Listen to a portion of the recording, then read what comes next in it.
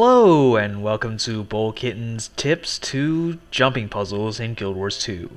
I will be going over several things that you can do to make your jumping puzzle experience easier.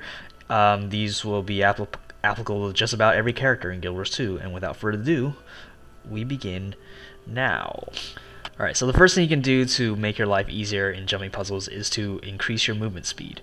As you can see here though, it's not really required to increase your movement speed to complete all the jumps in the Guild Wars 2's jumping puzzles. However, with an increased movement speed, you will see that you can make long jumps much easier to when you have faster movement speed. Now there are several ways to get faster movement. One is to use an activated skill, which all professions have, to grant you swiftness, and that gives you a 33% movement speed. However, there are professions, some professions that have passive movement speed granted with the signets, some signet skills, which gives you a 25% increase in movement speed. And the Elementalist is special in that they have a trait line, Air Magic, which allows them to move faster, and there are two traits that give you that. A minor trait, Zephyr Speed, which gives you 10% faster movement while attuned to air, and a one with air, which gives you 5, as you can see there, up to 25% bonus movement speed. And this passive speed allows you to make long jumps with ease. Do be careful though when you have this faster movement. You may not be used to jumping so fast, and it's easy to jump a little bit out of control, causing you to over jump in some cases and miss where you need to go. Like so. Many jumping puzzles also take you up to very high places, and sometimes they make you jump down, or if you fall down, you'll take a lot of falling damage, like so. And in many cases, this can actually kill you. However, this can be mitigated by by accessing a trait which which all professions except Elementalists have for some reason, which is the take 50% less damage from falling trait. And as I just said, pretty much all professions except Elementalists have this have some variation of this trait. And as you'll see here, you take a lot less damage from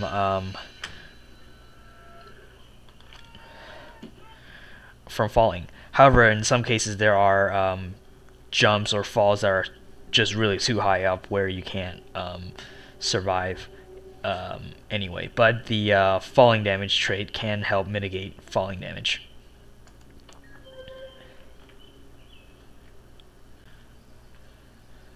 In most jumping puzzles, you will also encounter enemies in the puzzle itself that you'll often have to defeat to pass through.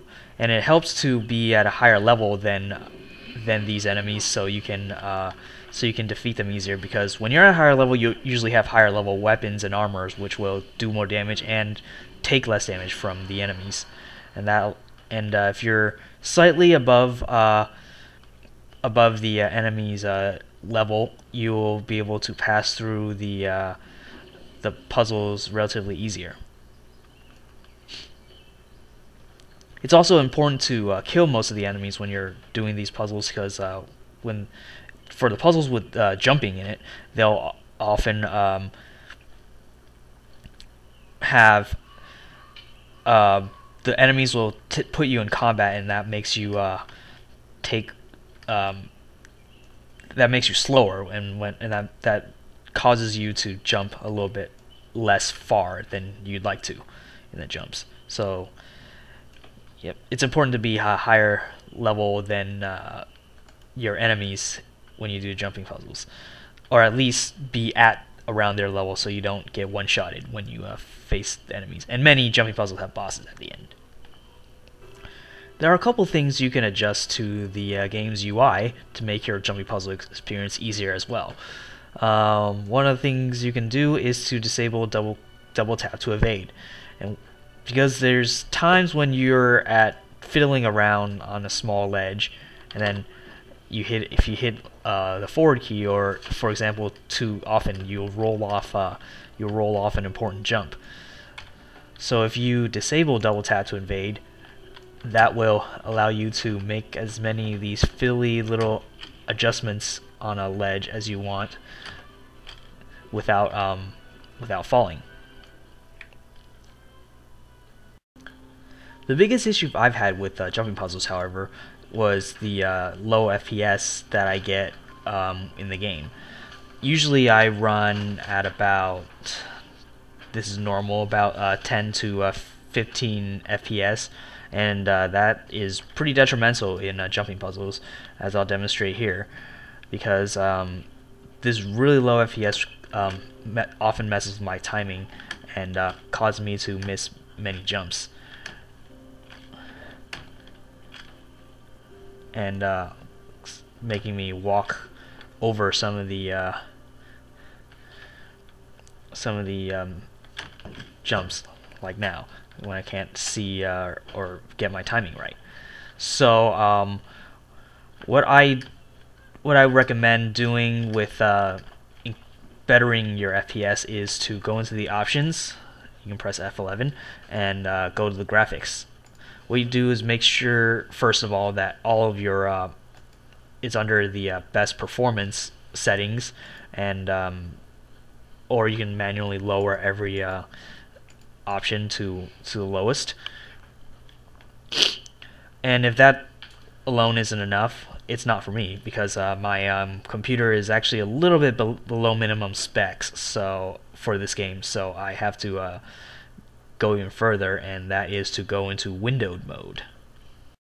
So going into windowed mode allows me to raise my FPS to something more reasonable. Usually something around 30 or above is enough for me to complete jumping puzzles.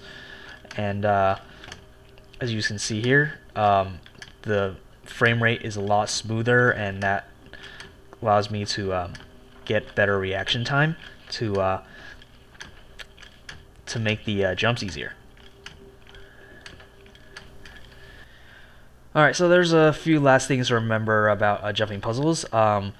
One, the achievements are all account bound, so there's no need for you to try to complete every jumping puzzle with the same character if you don't want to, because some professions have very few speed boosts, or some of your characters are not high enough of a level to beat some of the end bosses in jumping puzzles. So you can complete jumping puzzle with all different characters in different areas, so you can get the achievements easier if that's what you're after.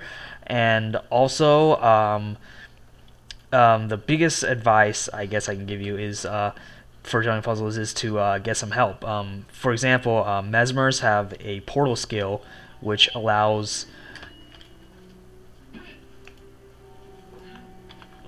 can allow you to skip large portions of many jumping puzzles, sometimes all the way to the very end,